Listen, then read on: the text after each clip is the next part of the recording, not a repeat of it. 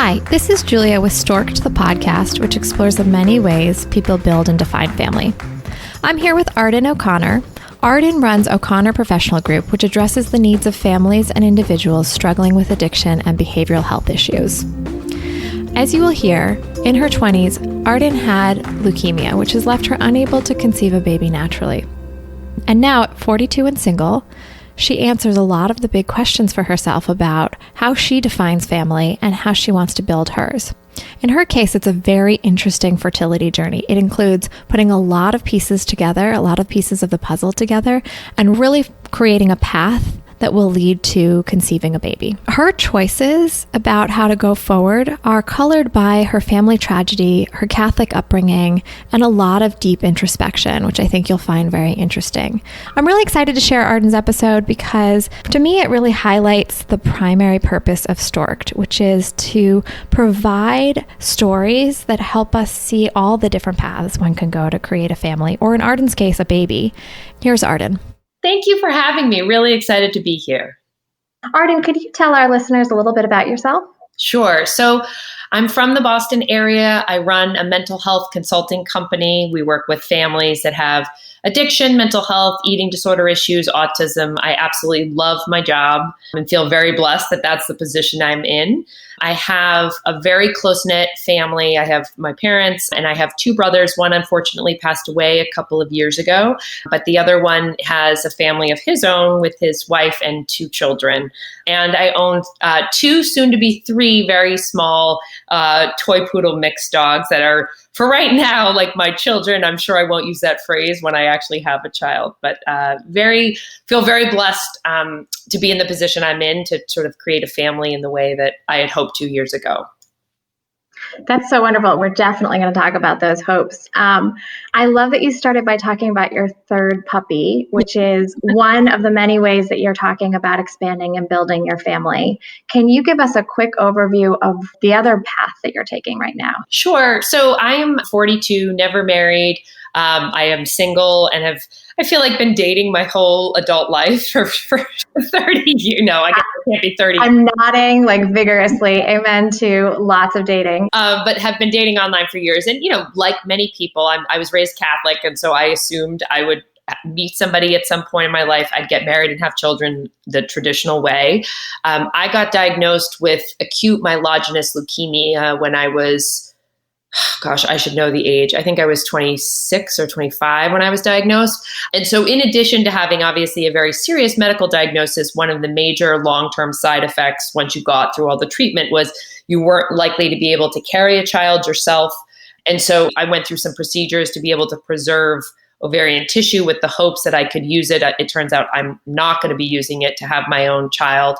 But at that time, I think very early on, I recognized like mine would be a non-traditional path on the medical side of having a child. So now, if you fast forward a couple decades, I'm finally at a point where I'm ready to have a family as much as I would have liked to do so with a partner. That's not the position I'm in right now. And so I've decided I'm going to go forward as a single woman and have a child using a sperm donor, an egg donor, and a surrogate, which has been quite a puzzle to put all those pieces together.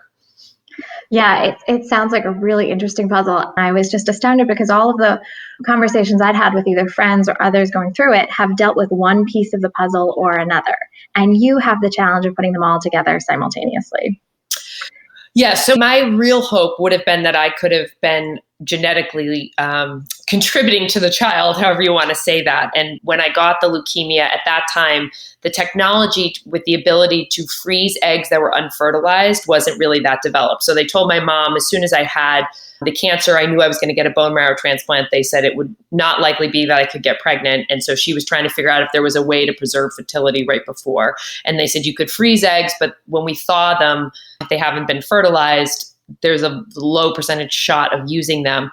So my mom found this very experimental procedure that is still, I would argue, pretty much on the cutting edge of fertility technology, where you can freeze ovarian tissue that can be reimplanted into somebody to eventually go through IVF and have a child. And I considered that road for a long time, primarily because I would love the child to have some of my traits, maybe give up some of the quirks, and then learned through a series of different consultations with physicians that It's a high risk procedure, very low examples of it actually working. And for me, the biggest concern was that there was a small percentage chance that the leukemia could come back. And while it's a very low chance, it's not something I'm willing to do. So I knew I was going to use a sperm donor because I'm not dating anybody and am not married.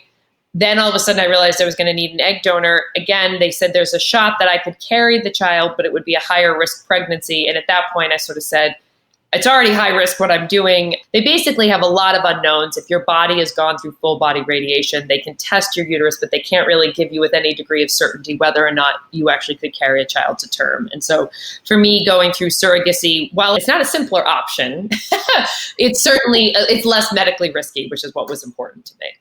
So what I'm hearing is when you're thinking about these things, when you're balancing all these trade-offs, I'm sort of hearing that you've got the dual trade-off of figuring out what you want in your life, and then also figuring out what is the least risk to you and your body, given that you've already had leukemia. You're exactly right. And when I say I'm so thrilled I love my job and I have a very supportive family, I think some of that thrill is that I even get to make these choices. I mean, it's not an inexpensive process to go through. And I really think for families starting out, and for me included, like I feel like I'm a pretty educated, smart person. I can go and look stuff up, but it's been very confusing. Every agency works a little differently. Each doctor gave me different input, and my medical situation is a unique one. That said, I'm thrilled that I have the choice to be able to do this. So financially, it's certainly a consideration, but it was probably the least on my list of priorities. The bigger concerns were medically what's safe for me, emotionally what feels like the best fit. I did look into adoption, and for a whole variety of reasons, I decided that wasn't the right route for me. So this is the path I've taken, but it's taken a lot of soul searching, a lot of consultation, a lot of discussion with my family, discussion with my therapist to get to the point that I was really ready to, as I say, like jump off a cliff and commit to it. Because I think for me, this process was more around, am I ready to have a child? Can I do this on my own? What am I giving up? Will I be able to handle it? All those kinds of questions that I'm sure you and many others ask themselves. But those are the questions, right? So have you been thinking about the family building process since that diagnosis of leukemia, or did you put it on hold and go live your life and start your business and then revisit it? Probably the latter. I mean, I was diagnosed pretty early on. Because I wasn't really dating anyone, I sort of assumed that I would meet someone and then you'd have children, like, the way my parents did it, get married and then have kids. And so for me, the block in my head was, and it was faulty thinking too. For a long time, I thought, well, I've had trouble meeting someone without a child. How am I going to meet somebody if I do have a child? Because it's so much more intense. I've since revised that thinking in my 40s, but I would say for the bulk of my 30s, that's the way I thought. I will say, I wanted to start a business because I have an entrepreneurial spirit. I had started a nonprofit years ago, but part of the motivation also was with the assumption I would have children and to have capacity to have some flexibility with my job, to be able to make the financial resources I wanted to make, but also to have some independence and not be tied to a desk or have unrealistic expectations of a boss. So I guess I had a family building piece consciously in my mind, but actually like taking the steps to do so, I would say that's been probably since 2018. I've started going back and doing consults with doctors, asking how long, how expensive is this, what are the risks, all that kind of stuff, and then got more serious. Frankly, as the older I got, I kept saying, like, how old do you want to be with a 1-year-old? Right. And I have a lot of energy now. I hope it stays forever, but I don't know that I want to be 55 having my first child. Right. Absolutely. Not that there's anything wrong with that, but I think as we age, I'm noticing I'm slowing down just a tiny bit. And it's so interesting. So it almost sounds to me like, if I'm hearing you correctly, that you built your career with the idea in the back of your mind that you might be building a family. I think some of us, in my case, for example, I just did the career thing and then forgot about the family thing to some extent. But you seem to have parallel path thinking about your career and the family. Tell us about that. Yeah, I was lucky enough to have a father who created his own real estate firm, and he had talked about the benefits of being an entrepreneur and your own boss for years. I went to Harvard Business School, which was a fantastic experience. I quickly realized I would do very poorly in a big corporate environment for all sorts of reasons. It wasn't my personality. It wasn't where my skill set lie. I worked at a bunch of startups like any good Harvard Business School graduate who's arrogant and young. I had 3 jobs in 3 years.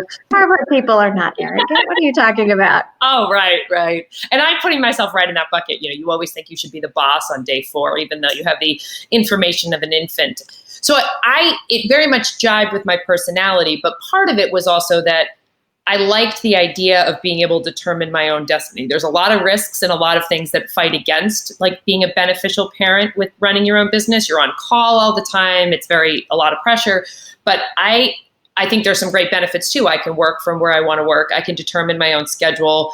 It gives me some flexibility, both financially, but for me, it was also time flexibility. I didn't like having a boss. So it happened to jibe with my personality, and I happened to find an area that I'm really passionate about because of my own family's experiences. So it was a perfect marriage if you think about it that way. But in my mind, I had this idea about this will be great long term, but it was always in the future. And similar to you, I'm sure, I have a great life. I'm allowed to travel wherever I want. I can, buy the clothes I want. I can eat out. I go to a lot of concerts. I see theater. And those, I would say, were bigger barriers when I thought about having a child. It was okay, if I'm going to do this and I'm going to do this on my own, how much of my lifestyle is it going to impact? Am I ready for that? Am I ready for a quieter life where I'm not just flitting off here and there and everywhere? Does it feel like giving up something, like giving up some of the independence or some of the lifestyle choices you've previously made?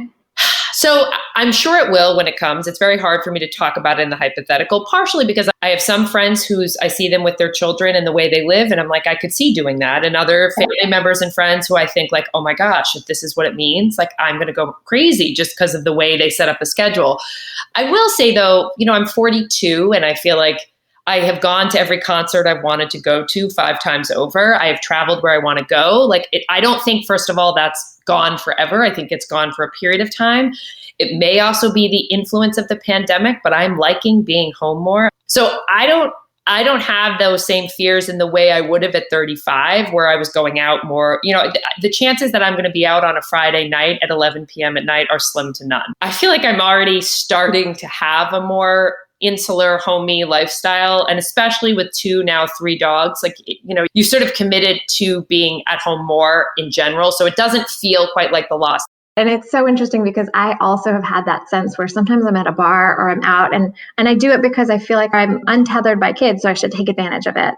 And then sometimes you're out at a bar and you're going, I just don't want to do this anymore. I'm ready for the next, there's got to be something else other than getting hit on by some bozo who is just being whatever, drunk and ridiculous and is probably 10 years younger than me.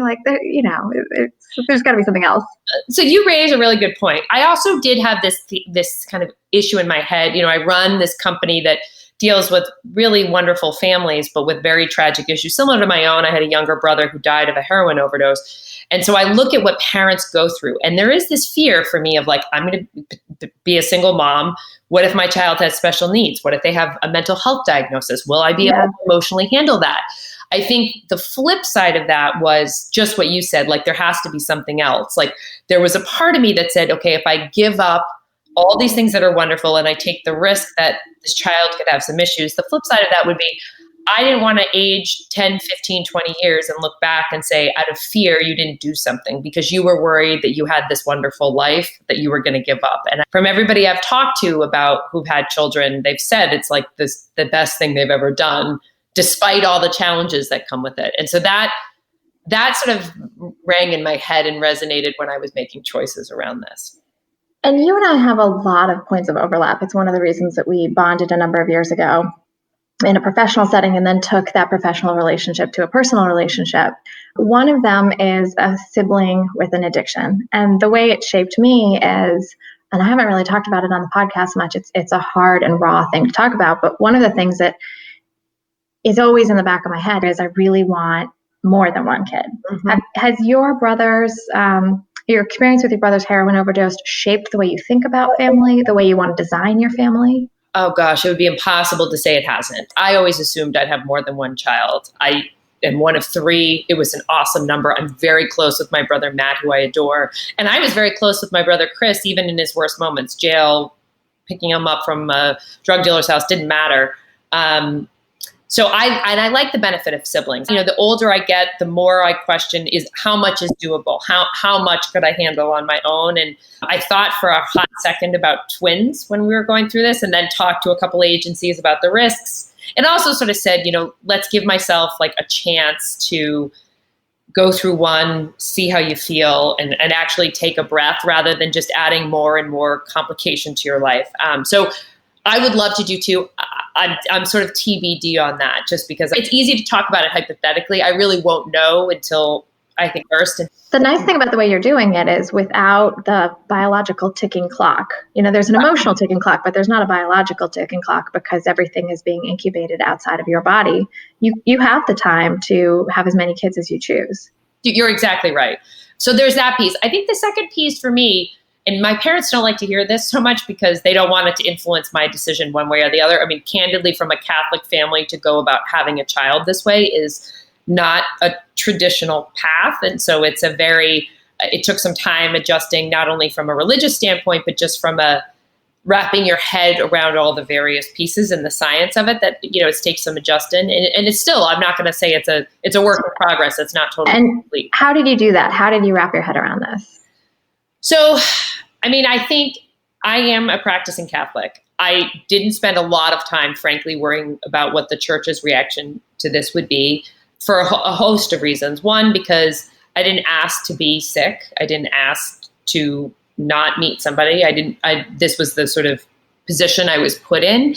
And my goal here has never been, which I think is the perception, it can feel pretty stigmatizing. Like the perception is that somebody would go about it the way I am to genetically engineer a child who's like a perfect Barbie, genius MIT student. And that was not my intention. If I could have had a child genetically related to me, or I could have carried the child, I would have done so in a minute. And to be totally frank, I really love being a Catholic, and the church has had enough internal issues that this is not an area that I feel like I'm open to hearing the suggestions on. This is a personal decision, and I sort of stood firmly there.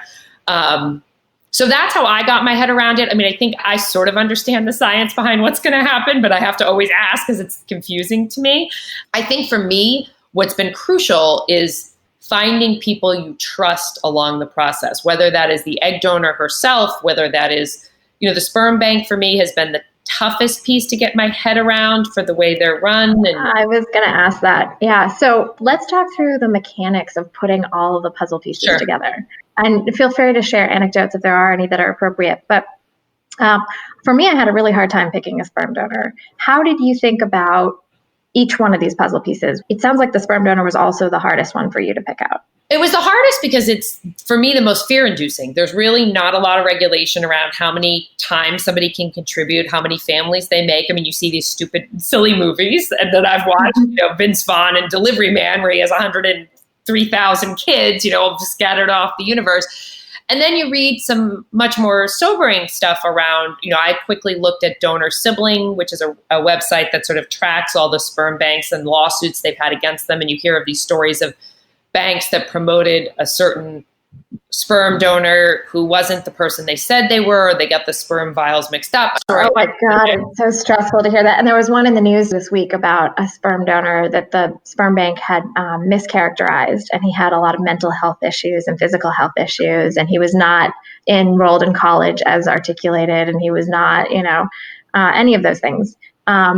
It's really scary. It's really scary. And so I think to some extent you want to be an educated consumer. I will say one of the worst moments I had was Googling recently, like surrogate stories gone wrong, just to see what popped up. And I will never do it again because these crazy stories emerge. And I'm not suggesting it's not worth understanding the risks. At the same time, if you're going to go through this process, there has to be some degree of a leap of faith that things are going to be okay. So on the sperm donor side, for me, I couldn't find somebody whose profile really resonated with me.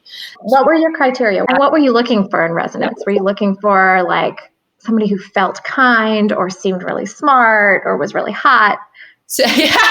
Seriously, I struggle because of course you want a cute baby, but at the end of the day, is that the most important? And it was sort of force ranking these character traits. For sure. I had a spreadsheet. I actually, it's crazy. I had Excel spreadsheet for both the sperm donors and the egg donors based on the criteria that were important to me. So for me, on both the sperm and the egg donor, clean medical history was the most important. And when I say clean, everybody's got something. For me, the things I was particularly sensitive to, given the line of work I'm in my own family situation, I really, no mental health history, especially in immediate family. If I had one uncle with depression, not as much of a concern. But if I saw two family members that were close that committed suicide or tried to, like, forget it, substance use, no.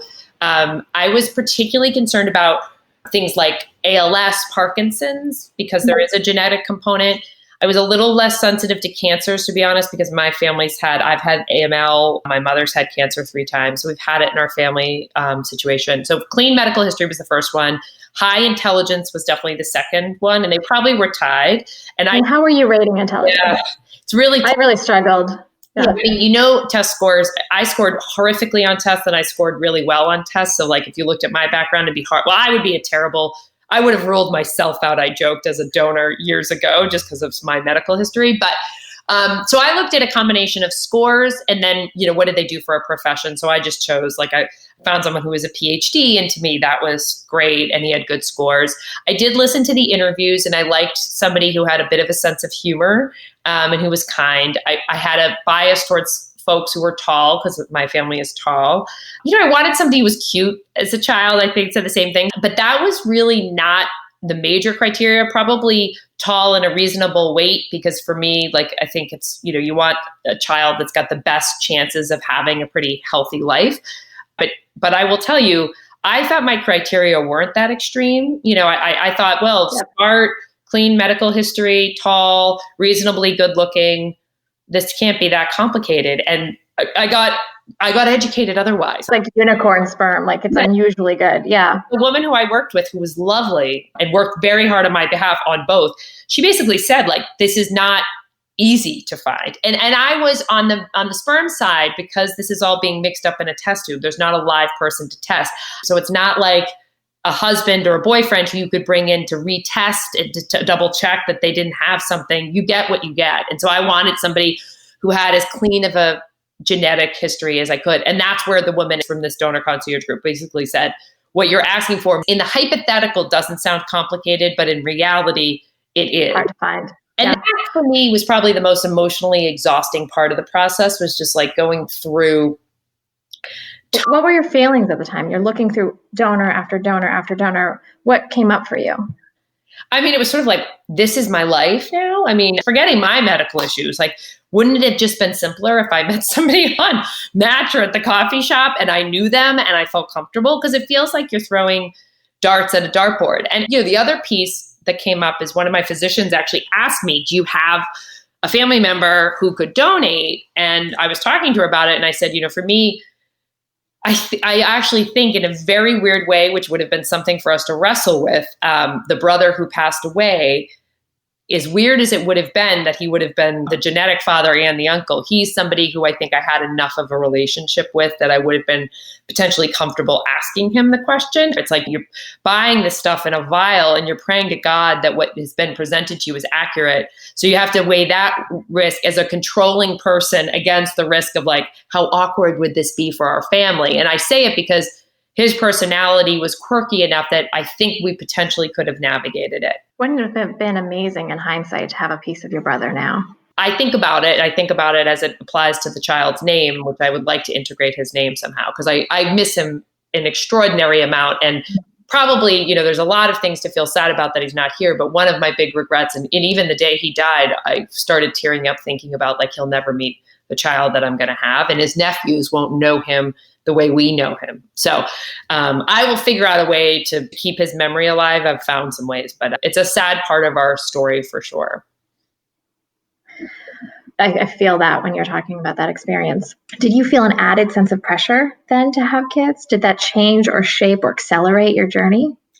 It maybe so not on my parents' side. My parents never put any pressure on me, would have been fine. In fact, my mother said it to me and even my father, kids are fantastic, but many people have very happy lives without them. For me personally, I think it was a combination of feeling now I don't see 42 as so old, but feeling like I'm getting older.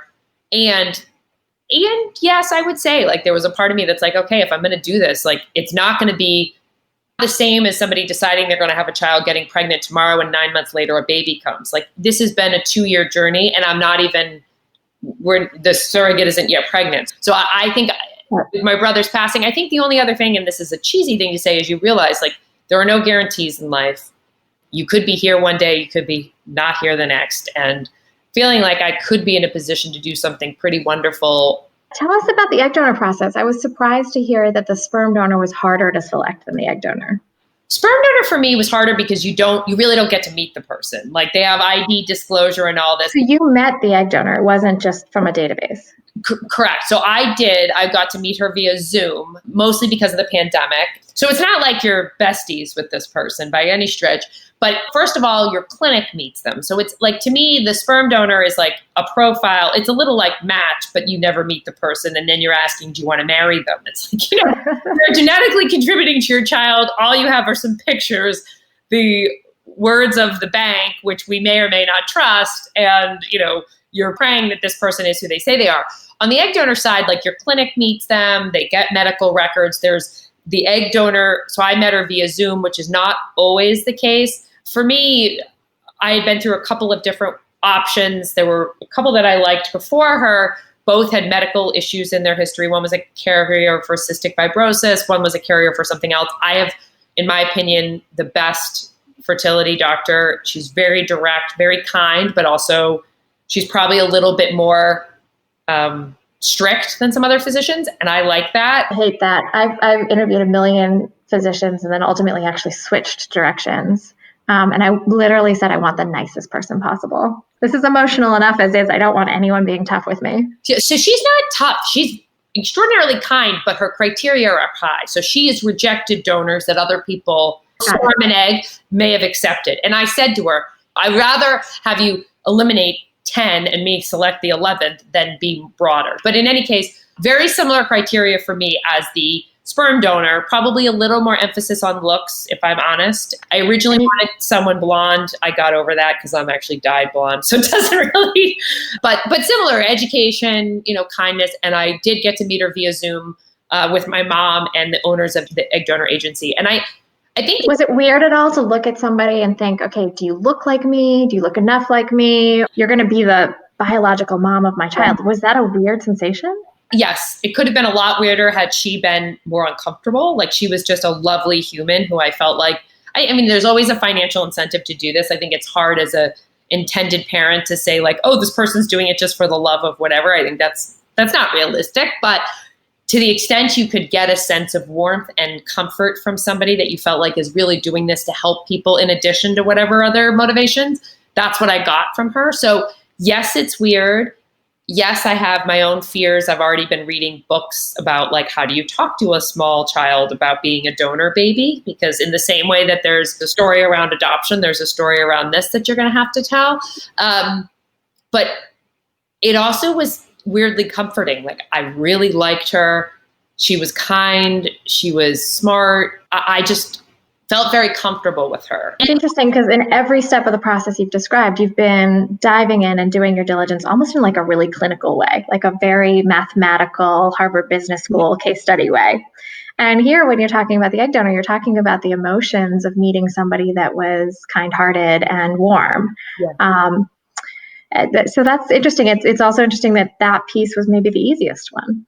I think because she'd already passed those other criteria. I honestly don't think I would have been able to meet someone via Zoom who my doctor, for instance, said, geez, they have this thing on their history. I'm not sure this is a good idea, because I said, like, I don't want to get emotionally attached to this person. So she'd already passed the pieces that were so important that I was like just so relieved, as was my mom. Like, it was very kind of reassuring to say, like, yeah, I'd be totally comfortable with knowing my child is related to this person. And I'm open to, again, I think you have to weigh as an intended parent, like, what do you want? But what is the egg donor comfortable? What is the surrogate comfortable with? I sort of have planned that this will evolve organically. And if we're meant to be in each other's lives and send pictures or meet eventually in person. I'm sort of open to all options. I don't have a straight path, because then if you go on these donor sibling registries, there are people who want to track down every half sibling of their child. I'm sort of not to that extreme. I want to also know what my child wants. So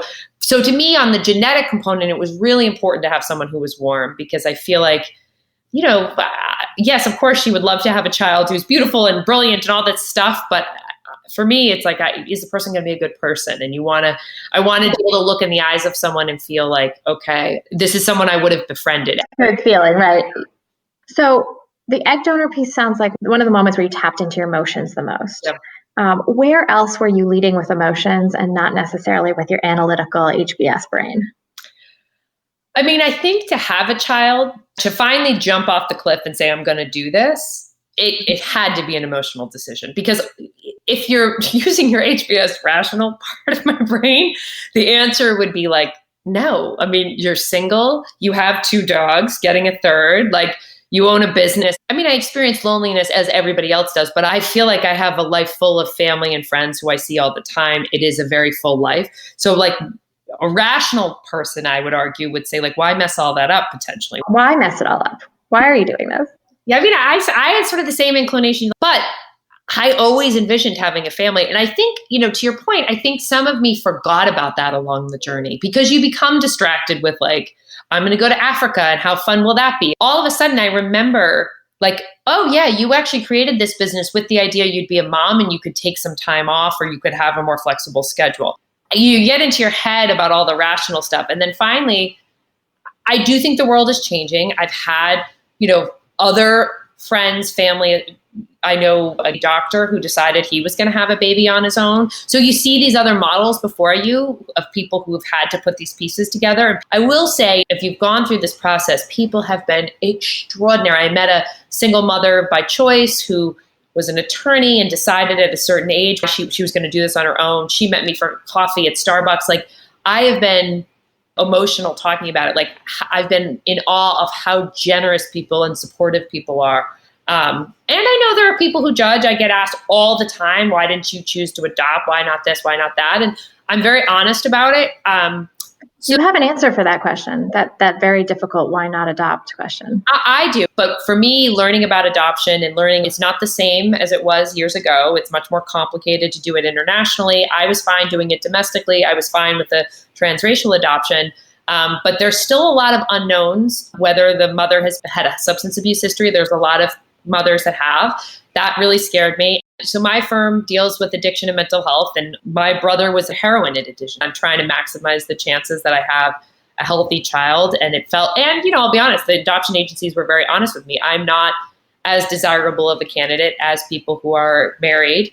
It's hard to hear because it's a rejection of sorts, right? Like, and to some extent you end up in this place when you're exploring these things because things didn't work out. So to hear rejection again, it's just gut-wrenching. And that's why when you say, like, how did you get around the religious thing? Like, part of me was just like, look, I want a family. I want to do this in the safest way for myself and for my child as I can imagine. And it's taken a lot of coordination, and it's been an emotional process. I'm not going to lie. I mean, every time you think you're making headway, the fact that these are 3 separate entities with no genetic link to me has some legal implications. So there's certain states that are restricted. Then the pandemic hits. I mean, it's like one thing after the next. And so really what I've tried to use is a feeling of, I'm not going to be able to control this process. It's going to have to move at its own speed. I'm going to have to calm down about whatever artificial timelines I had in my head. Like, I need a baby by the time I'm 43, because if I'm 45, I've just sort of thrown all that out the window.